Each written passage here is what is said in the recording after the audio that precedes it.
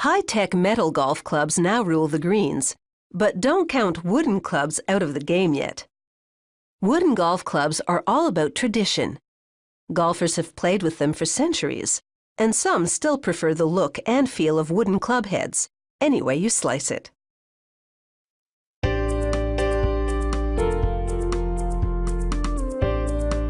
With a good-looking wooden club, your luck could be on the upswing. Each club head starts with a log of persimmon wood, which is a type of ebony. They slice it into quarters and discard the center section because it's lower quality. They cut one of the quarters down to a workable shape and size, then lock it into this duplicating machine. Overhead, they place a more sculpted piece of wood, called a master model. As they turn, a wheel traces the contours of the master model and guides a blade below, which carves the rough chunk of wood into a duplicate of the master model. They switch master models to one that looks a lot more like a golf club head. Again, the blade below copies the shape. They cut the stub off the duplicate, and they smooth it with a light sanding.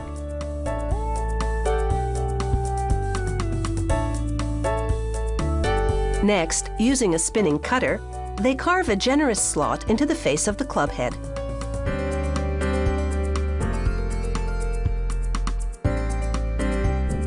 They spread a lot of heavy-duty glue in the slot, and then they plug it with an insert made of rigid plastic.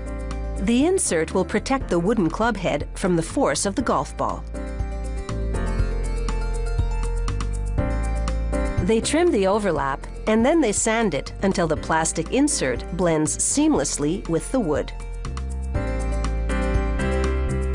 Using a router, they carve an hourglass shape in the bottom of the golf club head. This big slot will hold the sole plate, which will add weight and protect the bottom of the club.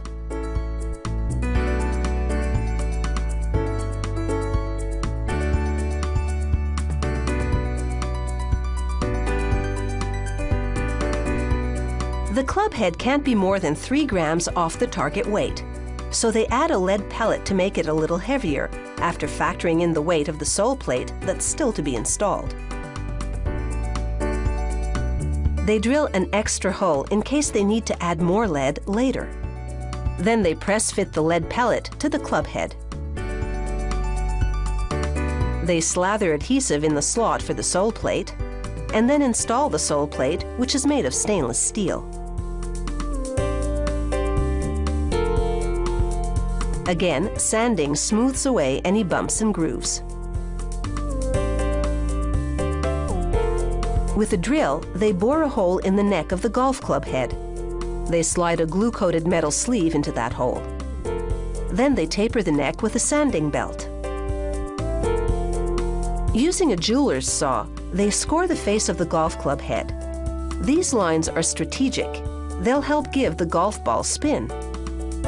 They dip the club head in water-based stain that soaks into the wood but doesn't penetrate the metal sole plate.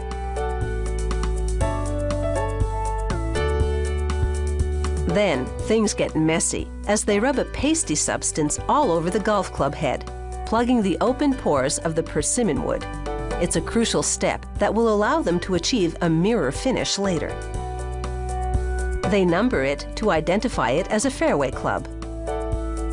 And then they give the sole plate a good scrubbing with steel wool to get rid of any fingerprints. They spray it with 5 coats of polyurethane.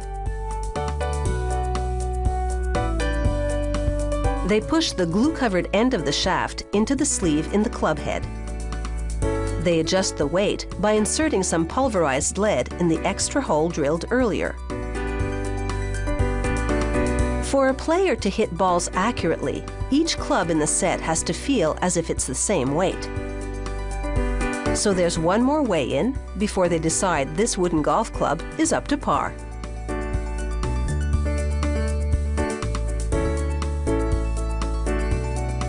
Now it's time to hit the course, because winning could be a matter of knocking on wood.